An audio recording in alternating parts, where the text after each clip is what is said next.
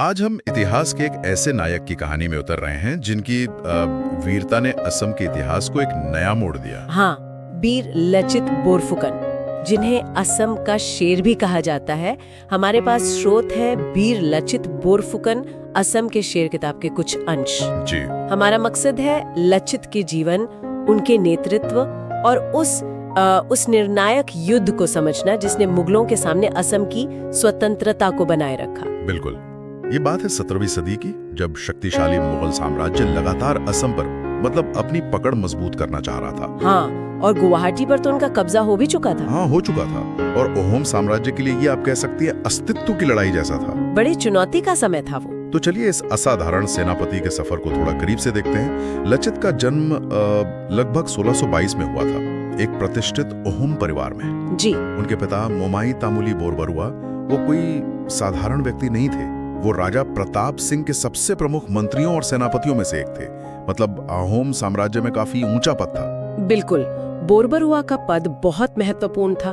तो जाहिर है लचित को बचपन से ही वो माहौल मिला, सैन्य रणनीति का, राजकाज का। सही। और सिर्फ पारिवारिक माहौल ही नहीं, उन्होंने बाकायदा शिक्षा भी ली थी।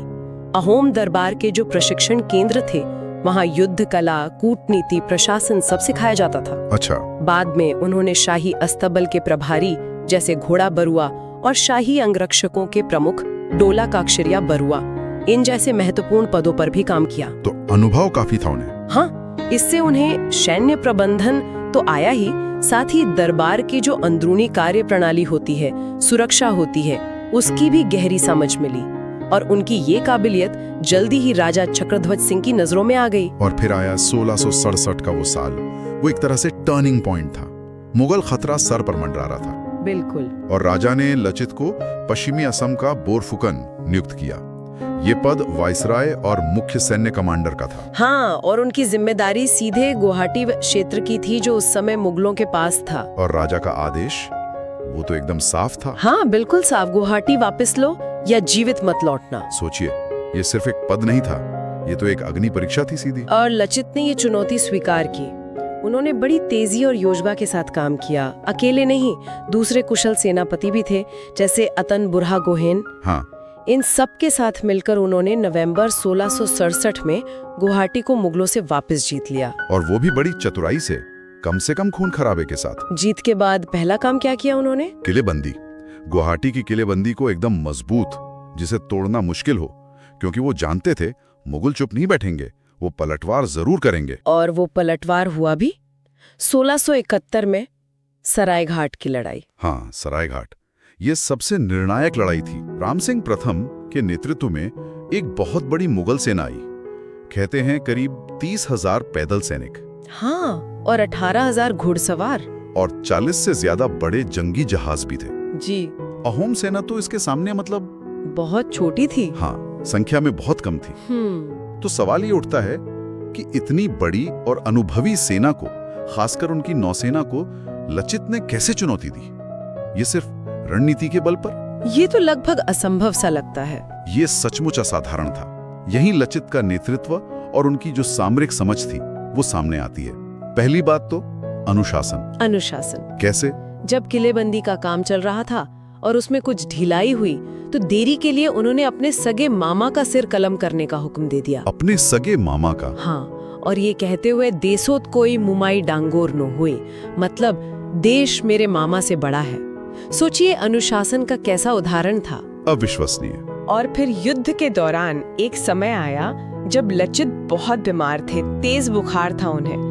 लेकिन जैसे ही उन्होंने देखा कि अहोम सेना का हौसला टूट रहा है, वो बिस्तर से उठे, नाव पर सवार होकर खुद युद्ध भूमि में पहुंच गए। बीमार होते हुए भी? हाँ। जहां तक रणनीति की बात है, उन्होंने ब्रह्मपुत्र नदी के भूगोल का, वहां के इलाके का कमाल का इस्तेमाल किया। कैसे? उनकी रणनीति का एक अहम हिस्सा था छोटी फुर्तीली नावों का इस्तेमाल। ब्रह्मपुत्र जहां संकरी होती है, वहां मुगलों के बड़े धीमे जहाजों को फंसाना और उन पर अचानक तेज हमले करना। अच्छा, मतलब उनकी धीमी गति का फायदा उठाया। बिल्कुल। और रात के हमले, गुरिल्ला युद्ध की तकनीकें, इनका भी बखूबी इस्तेमाल किया। इससे मुगलों की जो संख्या की ताकत थी वो काफी हद तक बेअसर हो गई। वाओ। मतलब दुश्मन की ताकत को ही उसकी कमजोरी बना दिया। और नतीजा? नतीजा ये हुआ कि शक्तिशाली मुगल नौसेना को भारी हार झेलनी पड़ी, राम सिंह को पीछे हटना पड़ा। और इस एक जीत ने असम में मुगल विस्तार पर एक तरह से हमेशा के लिए रोक लगा दी। हाँ, प्रभावी रूप से रोक लगा दी। उनके नेतृत्व में देशभक्ति तो थी ही, साथ ही कठोर अनुशासन, बेहतरीन सैन्य समझ और अपनी सेना को प्रेरित करने की गजब की क्षमता थी। बीमारी में भी लड़ने का उनका जज्बा, हाँ, वो तो कमाल ही था। हाँ, वो इसी का प्रमाण है। उन्होंने ये साबित कर दिया कि सही रणनीति, स्थानीय ज्ञान का इस्तेमाल और अगर इरादा पक्का हो तो संख्या में कहीं ज्यादा बड़ी ताकत को भी हराया जा सकता है। लेकिन ये विडंबना ही है कि इतनी बड़ी जीत हासिल करने के बस एक साल बाद ही 1672 में हाँ, बीमारी के चलते उनका निधन हो गया। जीवन छोटा रहा उनका। हाँ, जीवन छोटा रहा, लेकिन उनकी विरासत बहुत बड़ी है। उनकी वीरता आज भी प्रेरणा देती है। आप देखिए, भारतीय राष्ट्रीय रक्षा अकादमी (एनडीए) में सर्वश्रेष्ठ कैडेट को आज भी लचित बोरफुकन स्वर्ण पदक दिया जाता है। अच्छा, ये तो बड़ी बात है। और असम में हर साल 24 नवंबर को लचित दिवस मनाया जाता है। 2022 में उनकी 400वीं जयंती भी बड़े पैमाने पर मनाई गई थी। थे वो असम की मतलब उस अदम्य भावना, एकता, बलिदान और कुशल नेतृत्व के प्रतीक हैं। बिल्कुल, उनकी कहानी हमें याद दिलाती है कि मुश्किल से मुश्किल हालात में भी अगर दृढ़ संकल्प हो, बुद्धिमत्ता हो, तो जीत हासिल की जा सकती है। और ये हमें सोचने पर भी मजबूर करता है ना, कि लचित बोरफुकन जैसे जो क्षेत्रीय नायक हैं, जिनकी कहानियां शायद राष्ट्रीय इतिहास की किताबों में उतनी प्रमुखता से नहीं मिलती, वो कहानियां हमारे अपने इतिहास की जो समझ है उसे किस तरह और गहरा कर सकती हैं या शायद बदल भी सकती हैं।